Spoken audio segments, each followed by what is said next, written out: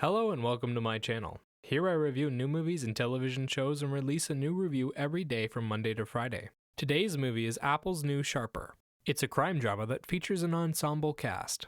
It was written by Brian Gatewood and Alessandro Tanaka and was directed by Benjamin Caron. It follows the story of Tom, played by Justice Smith, the son of a billionaire, played by John Lithgow, that wants to be a writer and owns a bookstore. He meets a young woman named Sandra, played by Brianna Middleton, who comes into the shop to buy a book, and they go through a whirlwind romance. When her brother shows up asking for money, she initially turns him down, but when he's beaten up, she turns to Tom for help. Tom gives her the money she needs, and then she disappears. The rest of the movie is about what happened. It's hard to talk about without spoiling, so from this point on, be warned that there are minor spoilers related to plot structure and character background. If you want to watch this movie without spoilers, I'd also suggest you don't watch the trailer. It pretty much gives away the entire plot. The story is fairly simple and doesn't actually have that many parts to it. Despite this, the movie is almost 2 hours long and feels like a long and boring trek through the desert. Nothing to see, nothing to do, and it's hot. It revolves around a series of cons that take place against a billionaire and his son. The story starts out from the son Tom's perspective and watches him meet with Sandra. When Sandra disappears, Tom is devastated, and the story switches perspective to Sandra, before she met Tom. It details how she met this guy named Max, played by Sebastian Stan. We learn how Max taught her to be a con man, and then we learn about her first job.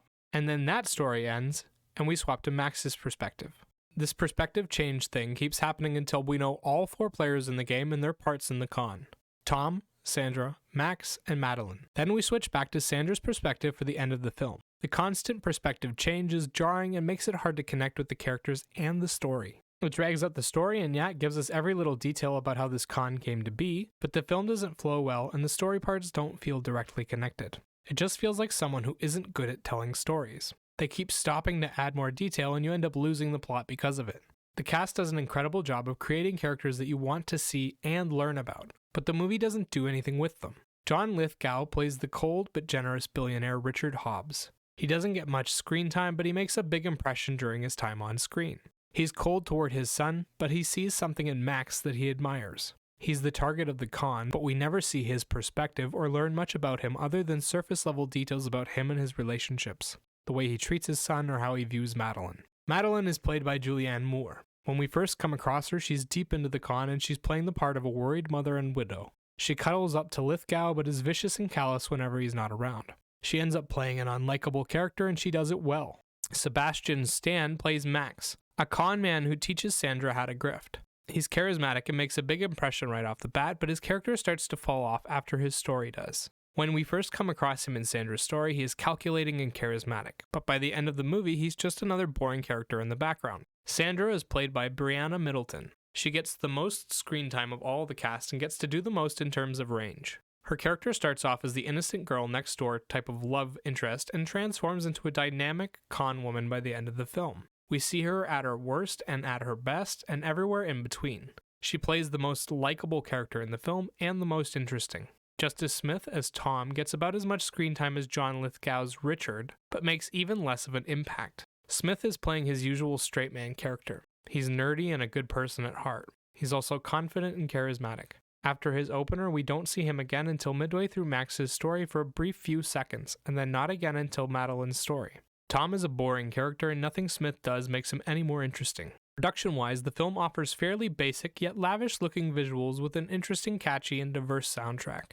Camera work is standard affair for dramas. Lots of good close-up shots of the actors and a focus on capturing their emotions. There are a few nice overhead shots of the city and an interesting shot every once in a while. The cast is done up in nice clothes that fit well and make them look stylish while the backgrounds are extravagant and vibrant. The kind of places you could spend hours in looking around before you get thrown out by private security. The soundtrack is made up of original songs and background music.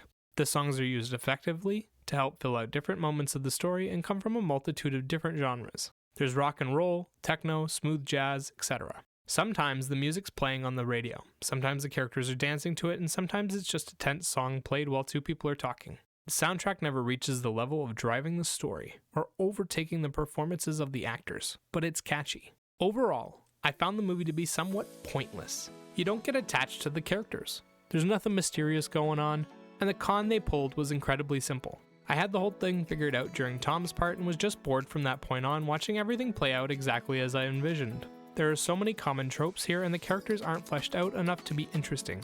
We don't spend enough time with Tom or Sandra for them to have earned the ending they got, and the big twist at the end is so obvious. It's literally the only reason the movie could continue after the initial scam. It just seems like a waste of good actors and resources to make something this polished but with a story so bland. Few will be able to enjoy it. 6 out of 10. Oh, and just a little thing that bothered me. The film redefines the word sharper for this film and intentionally leaves out the part of the definition that would spoil the story. But if you know the definition, it's kind of dumb to see a misleading one there. The movie says a sharper is someone who lives by their wit, but the word sharper as a noun refers to a cheater or a swindler.